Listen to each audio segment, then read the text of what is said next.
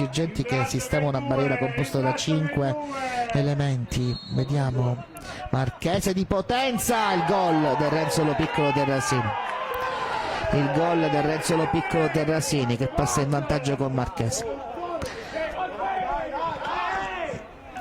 proveniente dall'eccellenza. Attenzione, Filippo Pirrotta, contrastato, calcio di rigore. Intanto non c'è dubbio, secondo rigore per lo Sport Palermo sul suggerimento, vedete qui, non credo ci sia dubbio su questa situazione.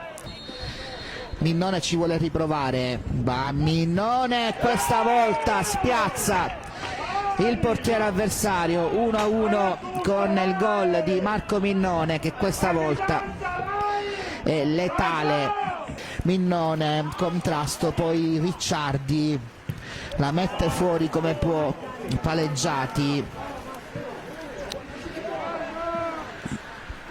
Marchese, Corso, vediamo la conclusione e il